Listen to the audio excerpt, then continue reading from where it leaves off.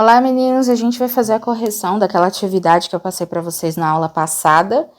Dia 12/11, 12 de novembro, eu passei a atividade, a gente vai fazer a correção agora. A gente teve uma aula explicativa pelo Meet, lembram? E aí eu expliquei bastante sobre a Guerra Fria, alguns conceitos que eram necessários vocês saberem. E dei uma pincelada nas ditaduras militares, né? Bem pincelada mesmo. Então, acredito que essa correção vai ser bem rápida e bem fácil de entendimento. Quando a gente chegar lá nas questões sobre as ditaduras militares aqui dentro da América do Sul, eu dou uma explicadinha melhor, tá? Então, vamos lá, ó. A primeira questão fala o seguinte, aliás, gostaria de colocar uma observação dizendo que esse texto é extremamente explicativo e de muito fácil entendimento. Junto com a explicação da aula do Meet, era fácil fazer essas questões, né? Vamos lá. A Guerra Fria foi o nome dado a um conflito após a Segunda Guerra Mundial, 1945, que foi o ano que acabou a Segunda Guerra, envolvendo dois países que adotavam sistemas político-econômicos opostos. De um lado a gente vai ter o capitalismo, do outro lado a gente tem o socialismo. Os dois países protagonistas da Guerra Fria são Estados Unidos e Japão? Não. B. Inglaterra e União Soviética? Também não. C. União Soviética e Itália? Também não, né? E aí, Estados Unidos e União Soviética? Achamos a nossa questão, né? A questão certa, a opção certa, ok? Então, a Guerra Fria vai ter essa bipolaridade e vai ter uma guerra com dois países protagonistas, que serão Estados Unidos e a União Soviética. Segunda questão. A Guerra Fria trouxe algumas consequências para todo mundo. Discorra as principais consequências deixadas pela Guerra Fria. Desculpa, gente. Olha só. A gente vai observar um período extenso de Guerra Fria, né? Do ano de 1945 até o ano de 1991. Então, a gente tem o que acontecendo nessa fase? O que acontecendo nesse contexto histórico? A gente tem um aumento muito grande de produção de armamento nuclear. As duas potências vão produzir. A gente tem o desenvolvimento de redes de espionagem. A gente vai ter a corrida espacial acontecendo, vamos ter formação de alianças militares, a gente tem a divisão da Alemanha em ocidental e oriental, né? Onde a gente tem Berlim sendo dividido pelo muro. Então, a gente vai ter várias coisas acontecendo. Citei algumas coisas aqui que vocês podem colocar nessa questão. A 3 fala sobre o Pacto de Varsóvia, né? Então, ó, o Pacto de Varsóvia, criado em 1955 e extinto em 1991, teve como principal objetivo a reunir países socialistas como a Alemanha Oriental e a Alemanha Ocidental. Não, né, gente? Uma era capitalista e a outra era socialista. A Alemanha Ocidental era capitalista e a Oriental era socialista. Então, como é que eram países socialistas? Não faz sentido, entendeu? B. Consolidar a influência soviética sobre os países da Europa Oriental. Não. Não, é exatamente essa, perdão. Desculpa. Me confundi. É a B. Consolidar a influência soviética sobre os países da Europa Oriental, ok? Então, vamos lá. Eles queriam que a parte socialista continuasse socialista, ok? Então, eles vão fazer essa influência sobre os países da Europa Oriental contra a OTAN, né? Era uma aliança militar, o Pacto de Varsóvia. C. Conter a influência soviética sobre os países da Europa Oriental. Não. D. Consolidar a influência socialista na Europa Ocidental. O ocidental era capitalista, então nada a ver. É a B mesmo, galera. 4. Com o fim da Segunda Guerra Mundial, O contraste entre capitalismo e socialismo na política, na ideologia e nos sistemas militares se acentuou. De um lado, os Estados Unidos defendiam a propagação do capitalismo e do outro, a União Soviética defendia estrategicamente o socialismo. Com base nos seus estudos e conhecimentos adquiridos, desenvolva um pequeno texto explicando quais as principais diferenças entre capitalismo e socialismo. Bom, gente, quando a gente fala de capitalismo, a gente está falando de um sistema socioeconômico que vai ser seguido hoje por a maioria dos países, tá? E aí, dentro do capitalismo, a gente tem a produção e a distribuição de riquezas que vão ser regidas pelo mercado. E o preço desse determinado produto vai ser determinado pela lei da oferta e da procura, tá? A gente vai ver que o capitalismo, ele vai se moldando, né? Ele vai apresentar várias fases durante esse tempo que ele tá aí vigorando, vamos dizer assim, né? A gente vai ter, basicamente, dentro da sociedade capitalista, duas classes, que são os capitalistas e são os assalariados. Os capitalistas são os donos das fábricas, das empresas, enfim. E a gente tem os assalariados, que são os trabalhadores, ok? O capitalismo tem isso de uma sociedade de consumo, ele precisa dessa sociedade de consumo. E aí, a gente vai ter uma intensa, por conta dessa sociedade de consumo, a gente tem uma intensa propaganda, né? Uma mídia muito forte, onde as pessoas são induzidas a consumir mesmo, tá?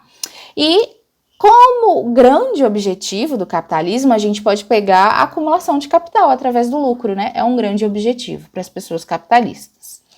O socialismo, ele já vem com a socialização dos meios de produção. Eles querem um bem comum, ok? Eles querem acabar com essa divisão de classes que acontece dentro do capitalismo, tá?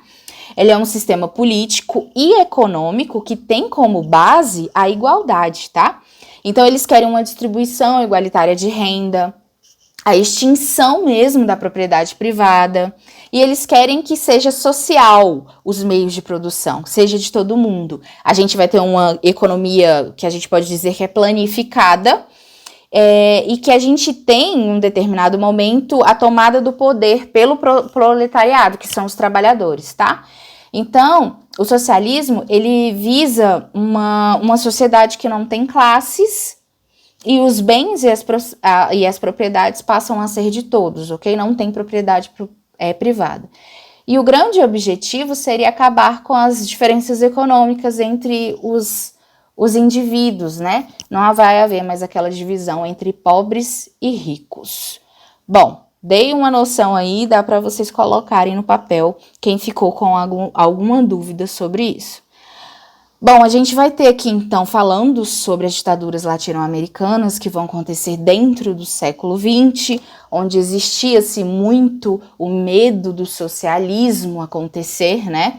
Então, a gente tinha dentro do contexto da Guerra Fria, uma disputa muito grande entre capitalismo e socialismo.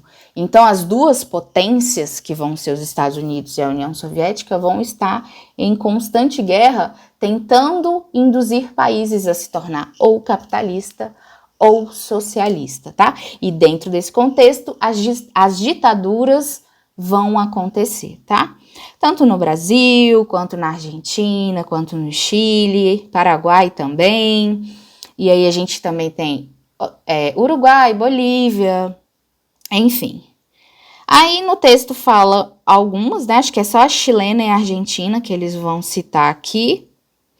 E vamos para as questões. Existem semelhanças entre as ditaduras militares brasileira, argentina, uruguaia e chilena. São semelhantes por quê? Vamos lá. A. Receberam amplo apoio tanto dos Estados Unidos quanto da Europa Ocidental. Não, recebeu um grande apoio dos Estados Unidos, tá? B. Combateram um inimigo comum, os grupos esquerdistas, recorrendo a métodos violentos. É essa, galera. A ditadura vai tentar acabar com os grupos esquerdistas, querem socialismo bem longe deles, e vão sim recorrer à violência para acabar com eles, tá? Vamos ler aqui as outras só para a gente tirar a dúvida, mas eu tenho quase certeza. C. Tiveram forte sustentação social interna, especialmente dos partidos políticos organizados. Não. D. Apoiaram-se em ideias populistas para justificar a manutenção da ordem. Não. 6. No século XX, uma série de ditaduras, sobretudo militares, desenvolveram-se na América Latina. Sobre as ditaduras militares latino-americanas, marque V se a alternativa for verdadeira e F se for falsa. A. No Chile, em setembro de 1973, um golpe militar chefiado pelo general Augusto Pinochet derrubou o governo do presidente socialista Salvador Allende. Verdadeiro. A gente tinha Allende ali tendo vencido uma eleição, ele era um socialista admitido, então imagina os Estados Unidos olhando para isso. Aqui dentro da América tem um outro país socialista, né? Porque a gente tem Cuba lá em cima, né? A partir de 1961, Cuba vai se auto-intitular socialista. Então, eles não querem que isso aconteça. A gente vai ter muita violência para conseguir tirar Allende do poder, ele vai se suicidar e o apoio desse general, com certeza vai ser dos Estados Unidos. Ele vai ajudar esse golpe a acontecer. B. São características que as ditaduras latino-americanas tiveram em comum: autoritarismo, censura aos meios de comunicação e às artes e a violenta repressão que deixou milhares de opositores mortos e desaparecidos. Verdadeira também. Dentro das ditaduras a gente tem essas características mesmo. Autoritarismo, censura, a gente tem violência acontecendo a pau, né? C. No contexto da Guerra Fria, as ditaduras latino-americanas estavam claramente alinhados ao bloco capitalista, liderado pela União Soviética. Até o bloco capitalista estava certo, né? Mas liderado pela União Soviética, a União Soviética não era socialista? Então é falso, galera. Vamos para D. A Operação Condor foi um acordo que os governos ditatoriais latino-americanos fizeram para reprimir os subversivos, entre aspas, principalmente por meio de troca de informações e envio de prisioneiros que fugiam de um país para outro. Galera, havia uma articulação, essa articulação entre as ditaduras acontecendo. Se uma pessoa fugia do Brasil, um esquerdista fugia do Brasil e ia para o Uruguai, lá dentro ele também seria caçado. Existia um apoio mútuo, entendeu? Para acabar com o socialismo ali dentro da América do Sul, ok? Então a Operação Condor foi exatamente isso, tá? É verdadeiro. 7, a última. A Operação Condor está diretamente vinculada às experiências históricas das ditaduras civil-militares que se disseminaram pelo Cone Sul entre as décadas de 1960 e 1980. Defina com suas palavras o que foi a Operação Condor e qual a sua relevância para as ditaduras latino-americanas. Então, a gente tem que observar a Operação Condor, o Plano Condor, como vocês preferirem chamar, como um sistema de troca de informações, prisioneiros, e aí vai acontecer na Argentina, né? Esse conchavo, Argentina, Bolívia, Brasil, Chile, Paraguai, Uruguai. E essa aliança ela vai ser estabelecida ali no ano de 1975. Porém, ela já é reportada, né, já vai acontecer a partir de 60. E aí a gente vai ter, claro, com um apoio logístico, né, a inteligência dos Estados Unidos, ok? E eles querem o quê? Basicamente controlar esses opositores das ditaduras. Todo mundo que eles dizem que são da esquerda, eles querem aniquilar, ok? Acabar. Então a gente vai ter a Operação Condor como um grande acordo dentro desses governos ditatoriais, ok? Para reprimir mesmo essa galera que eles diziam ser da esquerda, tá? Eles vão ter como alvo principal acabar com o comunismo, como eu disse para vocês. Então, qualquer oposição era taxada como esquerda. E aí vinha a repressão, que era extremamente violenta, onde aconteciam sequestro, torturas, assassinatos. Então, acho que deu para entender basicamente o que foi o Plano Condor, tá? Meninos, vou parar por aqui. Espero que vocês tenham entendido direitinho, tenham corrigido direitinho. Até a próxima!